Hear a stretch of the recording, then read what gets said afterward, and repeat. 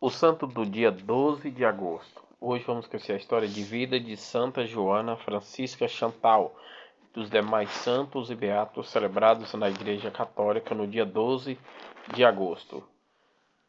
Santa Joana Francisca Chantal nasceu em Dijon, no dia 23 de janeiro de 1572, no século XVI, em uma família de alta nobreza de Borgonha. O seu pai, Bendigno Francion, segundo presidente do parlamento. Ela logo perdeu a sua mãe e cresceu sob a educação moral do seu pai. Em 29 de dezembro de 1592, no século XVI, Giovanna casou-se com Cristóvão II, barão de Chantal. Ela foi imediatamente chamada de a Dama Perfeita por seus esforços na propriedade Bourriel e pela atenção e preocupação que revezava ao esposo. Desta união perfeita nasceram-se 6 filhos. Os 2 primeiros morreram ao nascer, e depois chegaram Celso, Bigno, Maria, Amata, Francisca e Carlete, e Dulce, serena e afável Giovanna, amada por sua família, assim como pelos criados.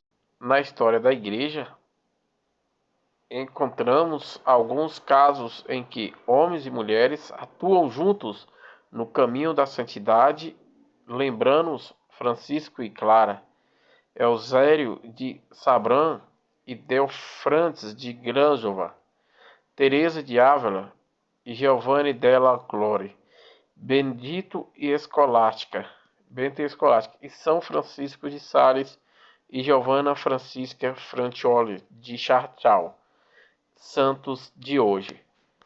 Graças ao encontro com o bispo de Genebra, Joana definiu o seu caminho de santidade. Os franceses a chamam de Santa Chantal, venerada em Annecy, aonde repousa o lado de São Francisco de Sales. Quando o conforto da existência do castelo para cumprir as suas diversas cortes, Giovanna deixava suas roupas elegantes e se dedicava-se aos pobres, a quem oferece apenas o dinheiro mais uma próprias pessoas a servi-los. A sua caridade tomou imensa durante a fome que atingiu Borgonha no século XVII, no ano de 1600 no ano de 1601. Aqui, a baronesa transformou o seu lar em um verdadeiro hospital para acolher mães e crianças em dificuldades, encarregada-se de construção de um novo forno para distribuir pão a todos aqueles que batem à sua porta. Um dia lhe disseram que só restava um saco de centeiro no celeiro e ela, sem hesitar, mandou continuar a distribuição do pão.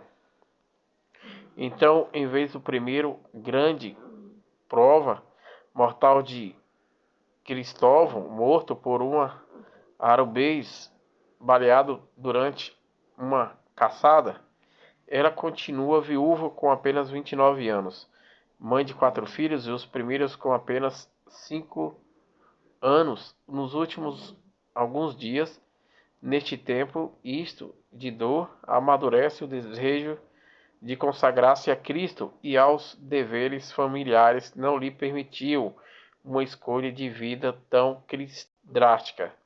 Enquanto esperava conhecer a vontade de Deus, dedicava-se totalmente aos filhos e à administração da casa e oração. O seu sogro, o barão de Chartal, afirmou-se que ela deve mudar-se imediatamente para a casa dele em Morderan, se quiser que seus filhos participem da herança. E ela aceita, sabendo que ficaria encarregada da residência do velho barão. Por isso, no tempo, ela teria que suportar a pressão dele. Seu nome começava a se tornar conhecido por sua caridade, e ela não era mais chamada de Dama Perfeita, mas de Nossa Boa Senhora. Outra prova difícil que ela enfrentou agora, seu guia espiritual não entendia as suas pessoas, e ela pôde ler a sua alma. Um dia seu pai convidou Dijon, desta vez, para ouvir a quaresma do bispo de Genebra, Francisco de Sales, e a sua fama se espalhava cada vez mais em Savove e em toda a França. O primeiro encontro entre Giovanna e o bispo aconteceu no dia 5 de março de 1604, no século XVII. Desde então foi estabelecida-se um caminho extraordinário de união fraterno-espiritual. A distinção espiritual do Francisco Sales realizava-se sobretudo nas correspondências.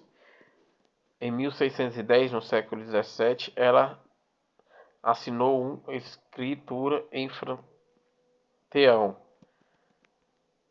Nota-se de que desta vez os bens que levavam aos seus filhos deixaram assim a família para si Anne e Junho distintamente com todas as suas companheiras, Giovanna Febre, Giovanna Scoliti e precedentes na entrada de pequenas umidades, nas tristezas do fato das filhas franciscanas sobrevive a elas e 3 filhos.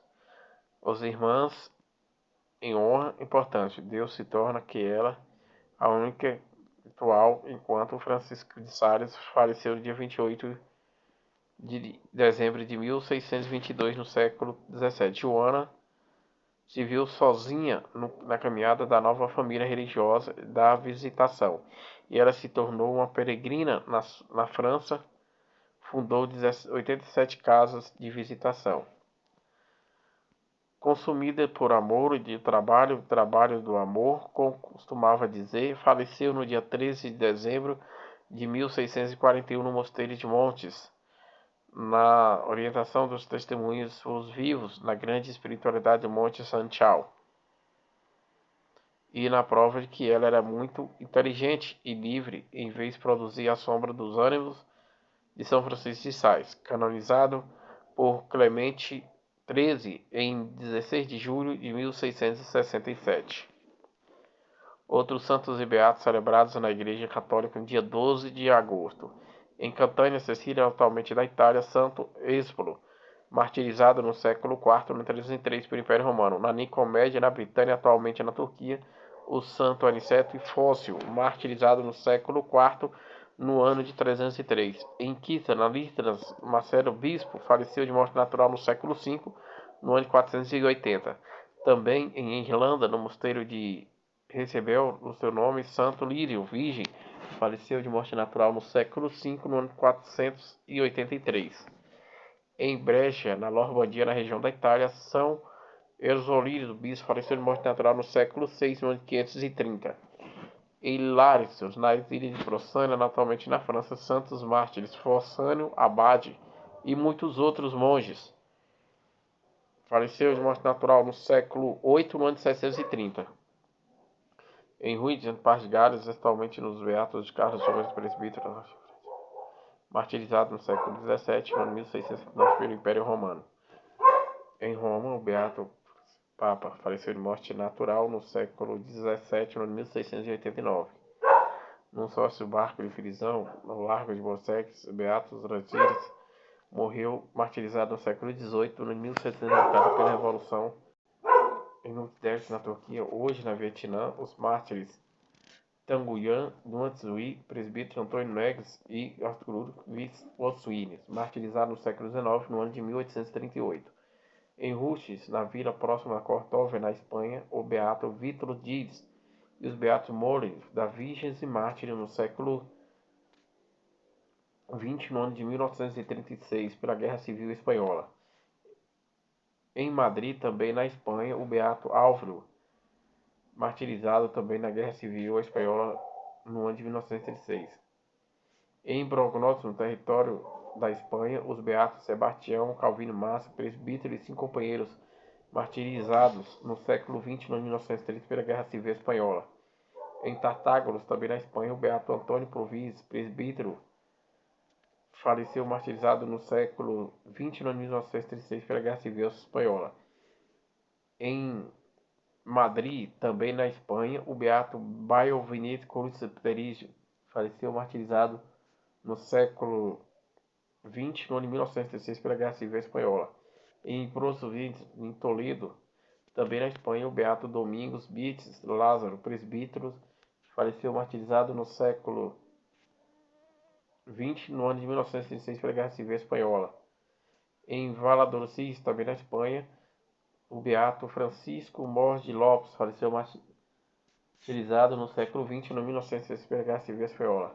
Em Dachau, próximo a Munique, na Baviera, na Alemanha, os beatos Francisco Borovido, da Ordem Menores Capuchinhos e José Frutos, presbíteros, martirizados no século XX, no ano de 1942, pelo exército nazista no campo de concentração. Em Buzes, também na próxima a Munique, na Baviera, na Alemanha, o beato Karl Cici, presbítero do movimento apostólico de Sarfutix, martirizado no século XX, no ano de 1945, no campo de concentração na Alemanha. Esses foram os santos e beatos celebrados na Igreja Católica no dia 12 de agosto, o dia que a Igreja celebra a história de vida de Santa Joana Francisca de Chantal, amiga de São Francisco de Sales.